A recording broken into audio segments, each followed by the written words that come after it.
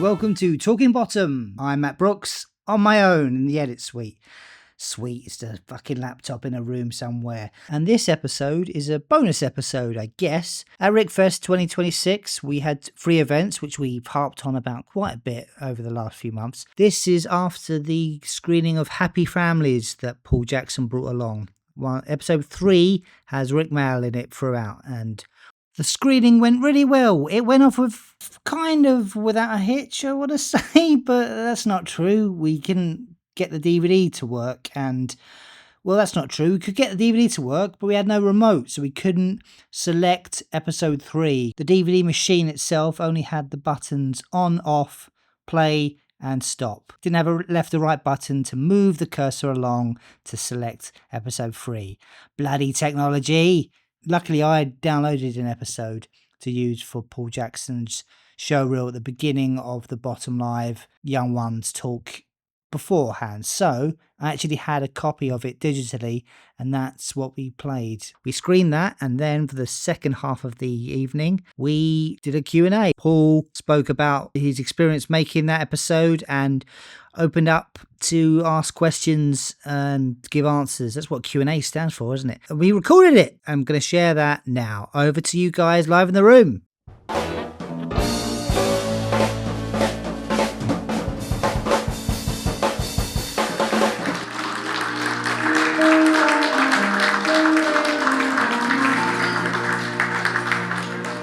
Well, listen, first of all, a big thank you to you, because he downloaded that from YouTube or something, and thank God we had it to show you. So, do you think it wouldn't have gone as well as we couldn't have shown the thing screening? I think that would have been a bit of a miss. Might have been a bit of a stumbling block, wouldn't it? But fantastic to see that.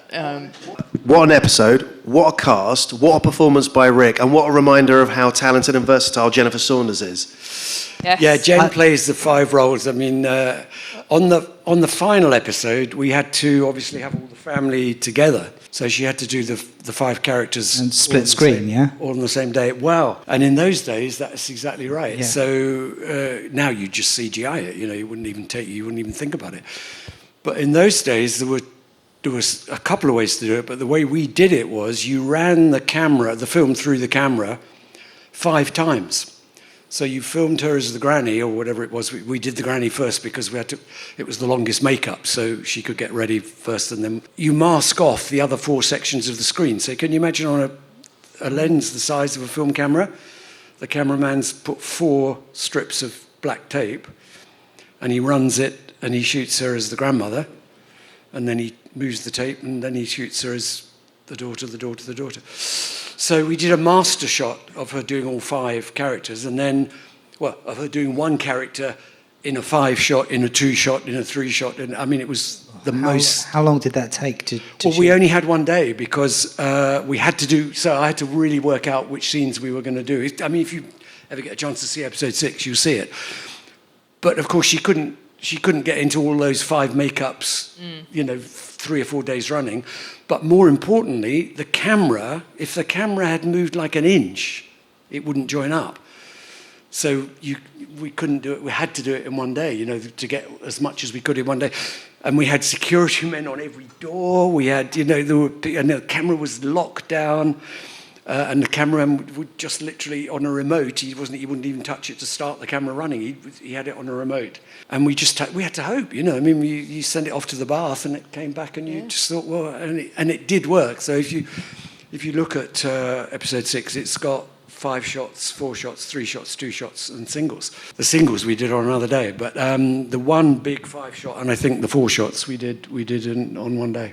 That's incredible. And just so for the benefit of everyone, where was it actually filmed for? It was filmed in the Derbyshire Peak District. Right. So I can't remember did you recognise it? Only because it wasn't France. Did you think it was actually France? Well, I spent a lot of time trying to make it look like France, for Christ's sake. No, we shot it in the Derbyshire Dales. I can't remember the town that I stayed in. I mean, but anyway, in the Derbyshire Dales. And it was incredibly stressful and pressure, because in those days you used to produce and direct. I ran the whole thing, and we shot 6 days a week. And then on the 7th day, I'd go up to Manchester, because it came out of Manchester. I go up to Manchester and see the film editor, see him starting to do the assemblies. So it nearly cost me my marriage. My daughter had at that time very bad eczema, and she got some sort of cowslip poison into the cuts of her eczema. Oh, goodness. Walking around with poison. Oh, my wife's saying, "What the fuck are we doing here?" Why are we here? Oh my goodness. So it was, but it was fun to do, and Jennifer, as you say, is.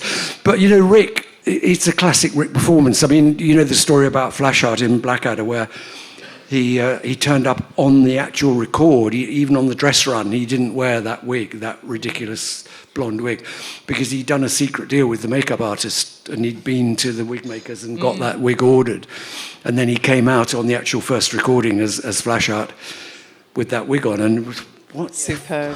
What? The reaction's real, isn't it? Everyone's actually surprised.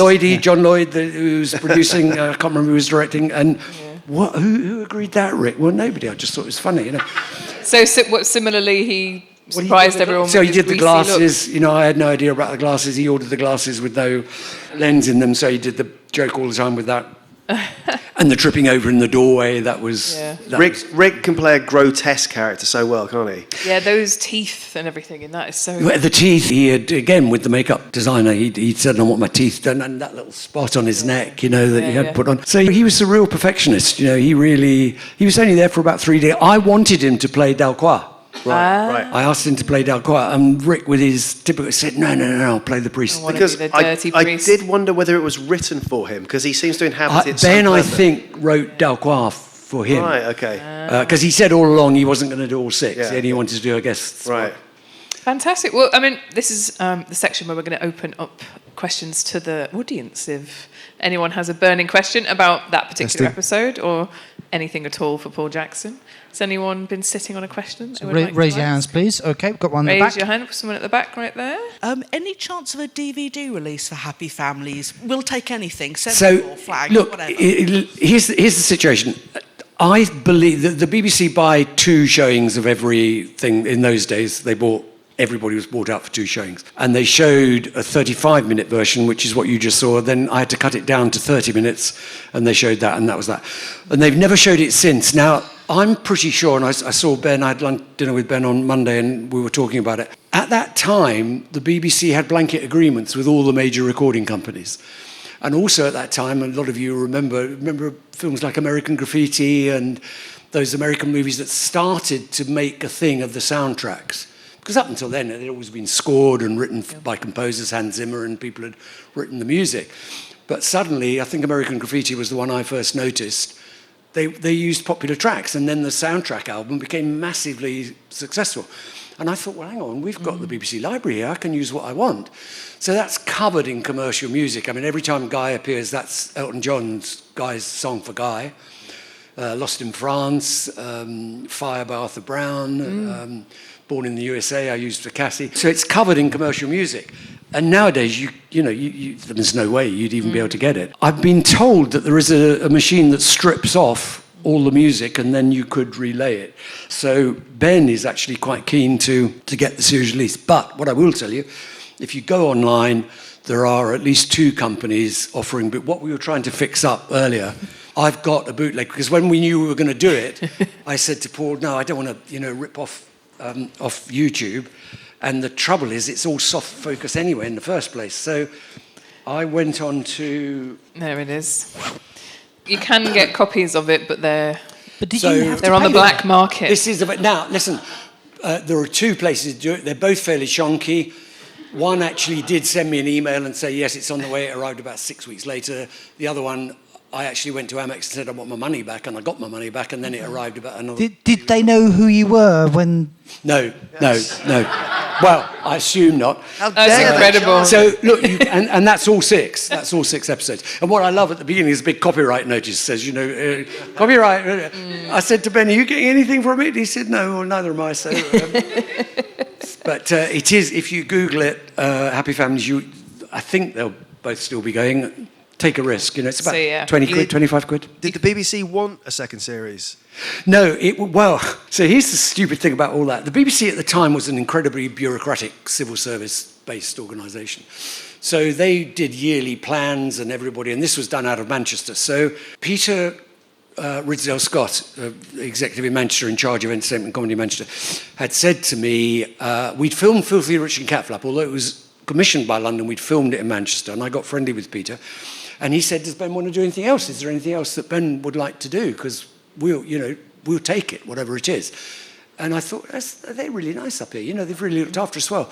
So I said to Ben, and Ben said, I've had this idea, diddly-dee.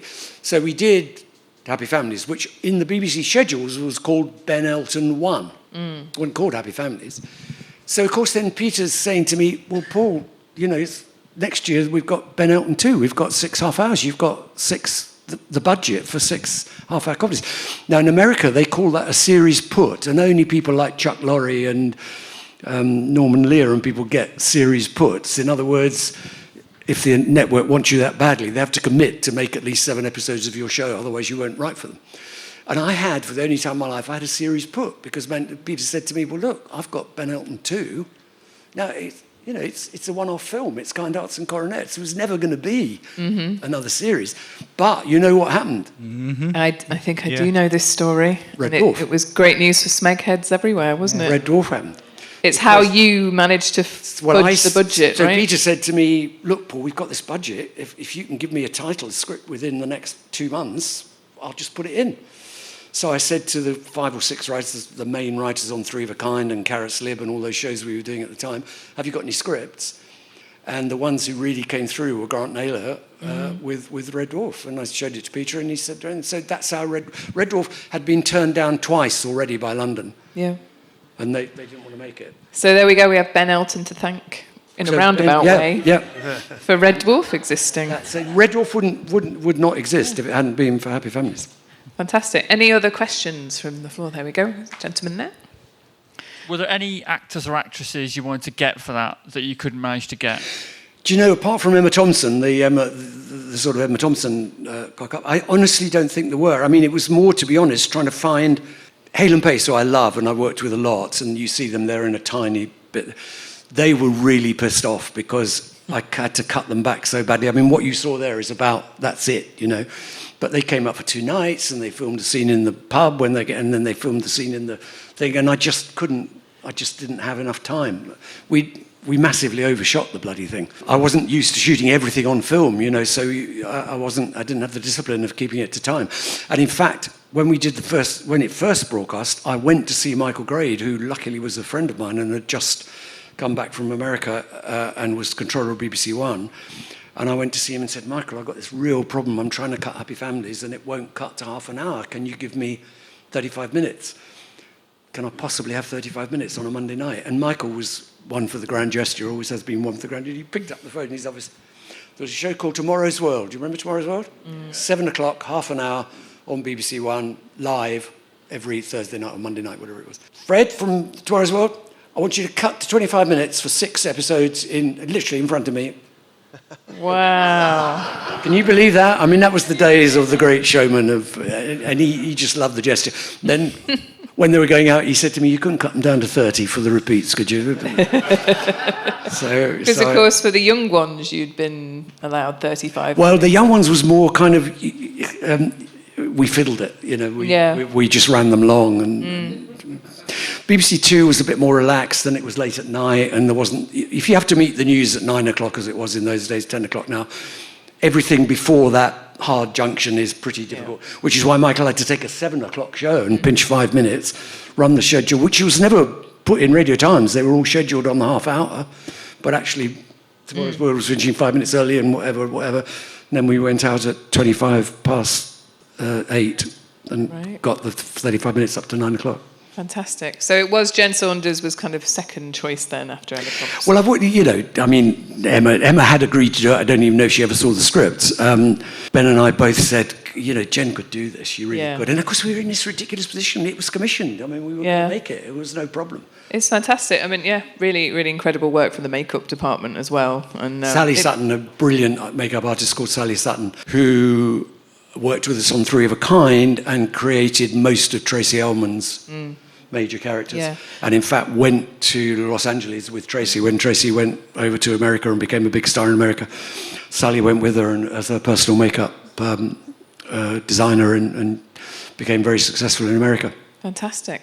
Any questions from this side of the room, perhaps? Oh, yes. There we go, gentleman at the back. It's not really a question, it's an observation.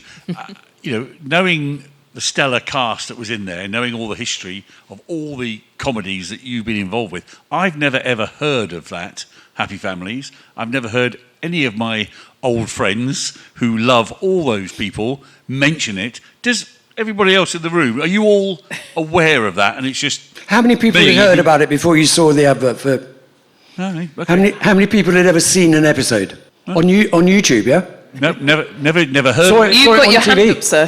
Yeah, sorry, never heard of it. The second question was who's never heard of it? Yeah. Amazing. So, I can't believe it's sort of disappeared It's sort somewhere. of, it's sort of... The trouble was, Young Ones and Filthy Rich had been on BBC Two. This was BBC One. Michael was the new controller. They put a lot of prestige and a lot of authority behind it, up and including to fiddling the whole night schedule. And it just didn't quite... I mean, it did 8 million, which today would be completely unheard of. But it wasn't quite the bonanza that we just won a BAFTA for the Young Ones. People on the set were saying, oh, you're going to get a BAFTA for this, with all this makeup. And it just didn't quite hit the spot. And then we did the cut down, and that kind of went out in a summer repeat. And then they didn't have the rights to do it anymore, so it kind of faded away. And I think Ben still loves it. We had a long conversation with him on Monday night about it. And he's kind of thinking about maybe getting this machine, stripping the music off and making it a proper... I think it should be celebrated. It's as you say, it's rightly observed, sir.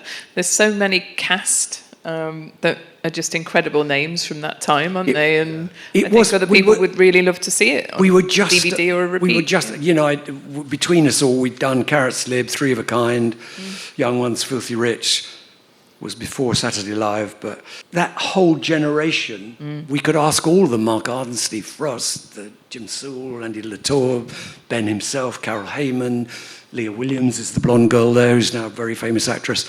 Just anybody we wanted, really, were happy to come and do it.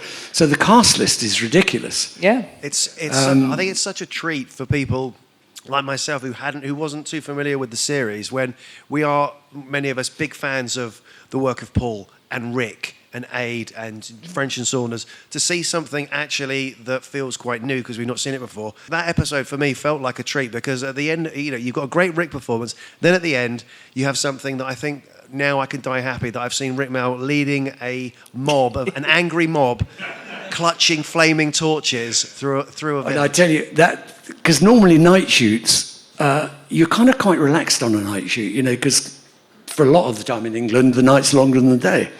But we were in midsummer, and I hadn't really thought that through. And I remember the film cameraman, we're standing there about 10 o'clock, and it's still like this. And I'm saying to Bill, the film cameraman, Bill, when's it going to go dark? He said, you're only going to get about 4 hours. You do realise, don't you? You're only going to get about 4 hours of dark. I told you to do it day for night. He said, I told you to do it day for night. I don't know why you're doing it like this.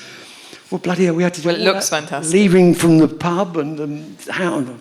It really looks fantastic with all the torches. It was fun to do. It was fun. It's reminiscent of the League of Gentlemen for me, that when they go after Tubbs and Edward. I don't know if you're familiar with that, but at the end of it's quite League of Gentlemen series, yeah. Yes. It's got a League of Gentlemen feel about it. Yeah. What I like about each episode, so my second favourite, it's my favourite episode of the 6, but my second favourite is Roxanne, where she's in jail, and the jail is called, well, it's not, but the documentary makers say, known in the criminal world as On the Mangle.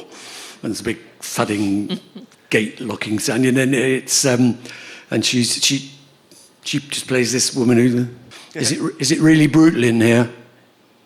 Yeah. Do they use a thing called the brick? Yeah. What is the brick? Well, it's the brick they hit us with it. So that's my second favourite. But the last episode is just a technical treat. It was really fun doing it, but it did nearly cost me my marriage, I have to say. Right, so have we got any more questions? So my question about Filthy Rich and Cat Flap. Yeah. There's a scene where Rik is singing a song from Oliver and trying to pick Aid's pocket, and I think that got cut, didn't it? Or half of it got cut. Just wondering if there's a story behind that, and also if there's anything else that got cut. So the cut was for the same reason. It was with big musicals, especially a Lionel Bart musical, you've not only got the recording rights and the lyric rights, you've got what are called the grand rights, which are the theatrical performance rights. So you've got to clear 3 lots of rights. Well, we had the music and the gramophone and the lyrics and all that, but we didn't have the grand rights. And I kind of turned the other cheek and didn't look. And so we recorded it, and then sure enough, the Bart estate heard about it and said, well, you can't use it, you haven't got the rights. So we had to take it up. But the reason that it was in there is interesting, because it's all written by Ben, Ben's first ever semi-professional appearance was as the Artful Dodger at the Leatherhead Theatre the Thorndike Theatre in Leatherhead, playing the Artful Dodger. And it was, as he did it, it was very, hey, welcome. And so it was a parody of that. So he got Rik particularly to do that kind of very, 60s choreography. Oh, well, Jack the lad. And it was very funny, but we had to cut it out because we didn't have the grand rights to have recorded it in the first place. Any more questions? Another one at the back. If There is one at the back. we've got one, let's have this as our final question. We'll make this the last one. We'll sneak in another one. Oh, that's right. Yeah, Paul's got to get a train, so this does have to be the last question. Sorry, it's me again. It's all right, no, you're welcome. If you did film Happy Families on film, is it worth doing a remastering so we've got better resolution? Do you know, I don't know, because I don't actually know. I mean, obviously it was broadcast eventually on videotape, so you shoot it all on film, edit it on film, do the sound dubbing and everything, grading, everything just like a movie. And then you transfer it to, in those days, you transfer it to tape. So the masters will be on probably even 2-inch videotape. So your hope of upgrading anything off 2-inch videotape is not great. Okay. All right. Well, that's a wonderful way to end, is that we may or may not get anything remastered. Listen, Google it, honestly. Yeah, if you like that episode, you'll like at least 2 or 3 of the others. Fantastic. Well, I think all that remains to be said is thank you so much for joining us, Paul. Thank you very much. It's been fantastic to hear your stories today. Thank you. Thank you all for joining us to watch Happy Families, and go and watch it on YouTube. We've been Talking Bottom. Thank you very much. Thank you. Good night. And thank you to Paul.